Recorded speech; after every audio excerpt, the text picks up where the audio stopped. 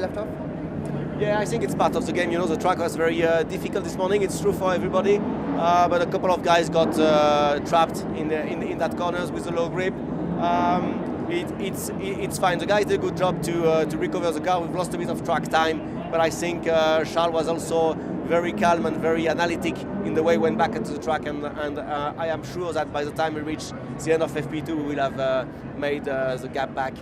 Now, speaking yesterday, Charles and Carlos very optimistic about their chances this weekend. Do you share that kind of feeling, that optimism? Well, you know, the consistency is improving. I think it's probably what we all feel. We know we come to a race weekend. We pretty much know we are going to be able to fight for this place at the top of the midfield behind the two leading teams, and therefore it doesn't mean that we are optimistic that we are going to get there. But we know we are coming here. We are going to fight. The track layout here is probably a little bit more in our directions compared to some other tracks coming after that, and therefore that's what we are embarking on now.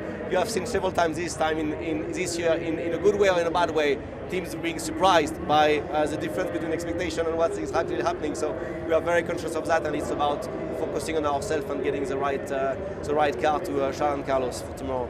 Now, we've seen you made big gains with the PU of late, and here it's important that the engine can cope with this high altitude conditions. Are you optimistic in that kind of area that you guys should be performing quite strongly? You know, we have seen it's working well. We have seen it's giving us a little bit of that performance that we are crucially looking for in all areas. So of course we are enjoying that. We are very conscious that there is many more steps needed to be where we want to be, but we are under no illusion that it's going to be a fight for the half a tenth or the tenth that will make us switch from being eventually third or fourth. So we are looking at every small bits we can right now. And just finally, you mentioned the optimism within the team at the moment. Do you feel like when you do make those big steps to fighting right up the front, operationally, strategically, all of those other elements, you're ready to go? Well, you know, the biggest objective for us is to grow, is to see that the team is making progress, is to see that we are delivering stronger race weekends, one after the other. And then, of course, the fight for the championship is only the result of that. But what we want to see first is we want to see the team growing, the team operating better. We want to see the development we bring to the track working. And it is with that we can understand that we can have the confidence that the path we are on is the right one, that the progress we are making in Maranello are turning into progress into the track, and that on that basis we are going all together in the right direction. It's been a long journey since a difficult season last year, but you know, with the team spirit, with the stability, we are trying to reconstruct, and it's good to see facts of that reconstructions being coming onto the racetrack.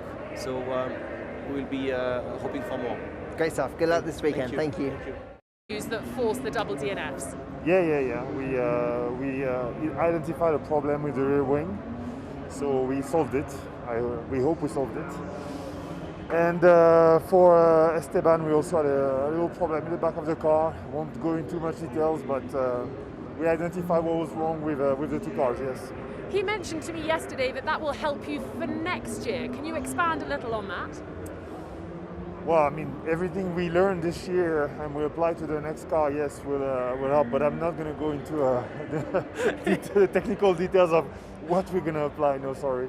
Don't worry. I'll have more time to push you on Yes. things. Now moving ahead then to Mexico. Looks like the guys are fairly comfortable here. What is it about this track, do you think, that helps your car perform well?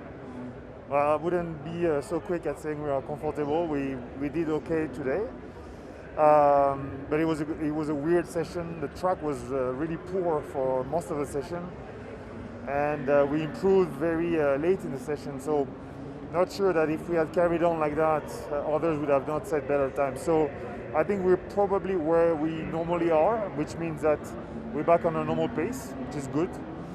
But we'll see as we go into P2 and P3 if we're still maintaining that position. But good news is we're back on a normal pace. Those sort of late improvements in a session, how does that affect the changes you might make from one session to the next? Well, not much actually, because there literally only one like part of the session, the last laps, that were really helpful. The rest, it's very difficult to read into it. The track was so dirty and slippery, it was very difficult to figure out if we found the right grip or not. So we'll have to add more data to that. And just finally, obviously the start of a triple header. How are you managing car parts, mechanics, engineers, everybody to make sure you make it all the way through? Well, this season, which is already a good thing, they know when to rest and when not. We obviously try and give them as much comfort as possible. They're the heroes of the party here. We try and make sure that the trips in between the two races each time are as comfortable as possible, and we give them the downtime they need.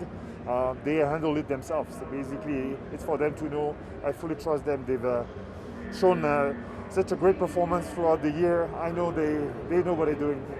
Thank you very much. Thank you. Thank you.